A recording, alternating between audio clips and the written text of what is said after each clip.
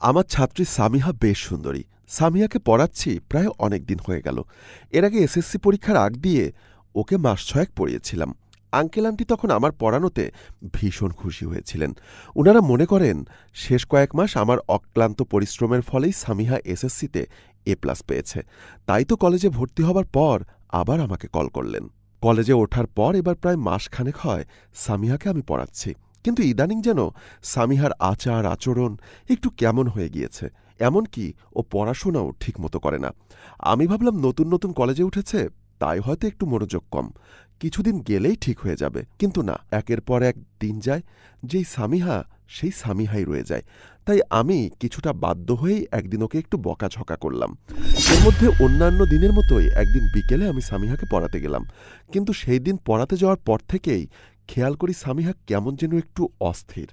বারবার আমার দিকে তাকিয়ে কি যেন একটা ভাবছে। আমি ওকে জিজ্ঞাসা করতে যাব, ঠিক তখনই হঠাৎ দেখি ও চেয়ার থেকে দাঁড়িয়ে জোরে জোরে চিৎকার করতে শুরু করেছে।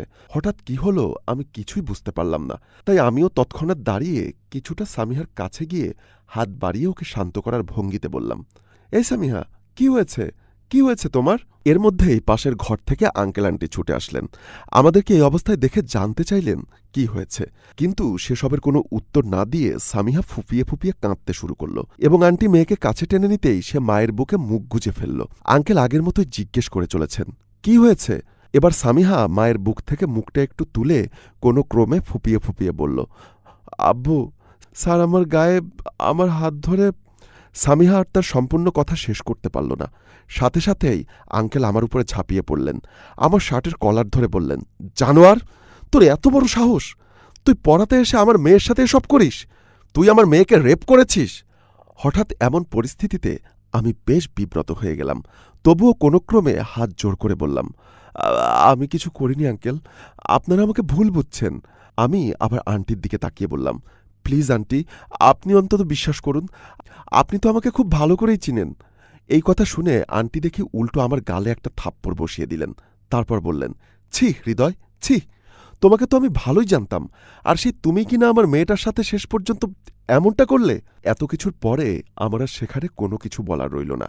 আমি চোখের জল মুছতে মুছতে সেদিন সেখান থেকে চলে এলাম। এর বছর দুয়েক পরের ঘটনা। এতগুলো দিন চলে গেলেও এখনও আমার মধ্যে রয়ে গেছে সেই দিনের ঘটনার রেশ। এখনও আমি কোনো মেয়ে স্টুডেন্টকে পড়াতে পারি না। তো সেদিনের মতোই এক বিকেলে হঠাৎ আমার রুমমেট এসে আমাকে জানালো এক আঙ্কেল আন্টি নাকি আমার সাথে দেখা করতে এসেছেন। কিছুটা দ্বিধাদ্বন্দ্ব নিয়ে আমি যখন সামিহার বাবা মাকে সেখানে দেখলাম, তখন আমি পুরোপুরি স্তম্ভিত হয়ে পড়লাম। এতদিন পর হঠাৎ ওনারা আমার সাথে দেখা করতে এলেন কি মনে করে? আঙ্কেল আন্টিও মনে হয় আমার মনের ব্যথাটা বুঝতে পারলেন, তাই উনারাও আর ভনিতা করলেন না। আঙ্কেল আমার দিকে একটা ডায়েরি বাড়িয়ে দিয়ে বললেন, এটা পড়ো, আশা করি বুঝতে পারবে আমাদের আসার কারণটা কি। আমি কোনো প্রশ্ন না করে হাত বাড়িয়ে ডায়েরিটা নিলাম, আর আঙ্কেল তখন তার চোখ বেয়ে গড়িয়ে পড়া অশ্রু মুছতে মুছতে বললেন, আমার মেয়েটাকে পারলে তুমি ক্ষমা করে দিও বাবা, ওর জন্য একটু মন খুলে দোয়া করো। আঙ্কেল আন্টি চলে যাচ্ছেন। আমি তখনও বোকার মতো দাঁড়িয়ে আছি, যেন একটা ঘোরের মধ্যে চলে গিয়েছি। সেই ঘোর কাটতেই মনের মধ্যে উকি দিল হাজারটা প্রশ্ন, কিন্তু ততক্ষণে ওনারা চলে গিয়েছেন। তাই আমি আর দেরি করলাম না, তাড়াতাড়ি ডায়েরিটা খুলে বসলাম। ডায়েরিটা পড়ে যা জানতে পারলাম তা অনেকটা এরকম। কলেজে ওঠার কিছুদিনের মধ্যেই সামিহা রাকিব নামের এক বখাটের প্রেমে পড়ে। আর সেই বখাটের বুদ্ধিতেই ওরা প্ল্যান করে রাকিব সামিহাদের বাসায় ওর গৃহশিক্ষক হিসেবে প্রবেশ করবে। তাহলে দুজন আরও ঘনিষ্ঠভাবে সময় কাটাতে পারবে। কিন্তু সেক্ষেত্রে বাধা আমি। আর সেজন্যই আমার চরিত্রে কালিমা লেপন করে আমাকে বিতাড়িত করা। কিন্তু ওই ঘটনার পর আবার কোনো পুরুষ টিচারকে দিয়ে মেয়েকে পড়াতে অস্বীকৃতি জানায় সামিহার বাবা। আর তখনই এগিয়ে আসে সামিহার বান্ধবীরা, জানায় ওরা অনেক বছর ধরেই রাকিব স্যারের কাছে পড়ছে। সে যেমন ভালো টিচার, তেমনি অনেক ভালো মানুষও। ব্যাস, চুকে গেল সব। শুরু হলো রাকিব সামিহার প্রেমময় জীবন। আর একসাথে মেলামেশা করতে করতে দুজন একসময় এতটাই ঘনিষ্ঠ হয়ে পড়ে যে একসময় পেটের সন্তান পর্যন্ত চলে আসে সামিহার। আর এর পরই মূলত ৩৬০ ডিগ্রি ঘুরে যায় রাকিব। বিয়ের কথা বললেই নানান তালবাহানা করতে থাকে সে।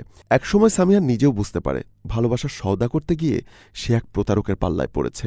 কিন্তু এই আঘাতটা মেনে নিতে পারে না সামিহার নরম মন। সদ্যপ্রাপ্ত আঘাত আর আসন্ন বিপদের কথা চিন্তা করে এই পৃথিবী থেকেই চিরতরে সরে পড়ে সে, আর মৃত্যুর আগে লিখে যায় এই ডায়েরিটা। ক্ষমা চেয়ে যায় আমার কাছে।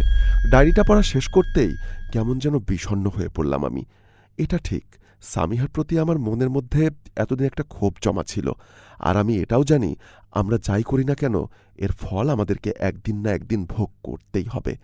কিন্তু তাই বলে এভাবে সামিহার মতো সুন্দর একটা গোলাপ গাছ থেকে এত সুন্দর একটা ফুল এভাবে ঝরে যাবে? আসলেই বাপ বোধহয় বাপকেও ছাড়ে না। খুব শীঘ্রই আবারও কোনো নতুন গল্পে আপনাদের সাথে দেখা হবে। ধন্যবাদ সবাইকে।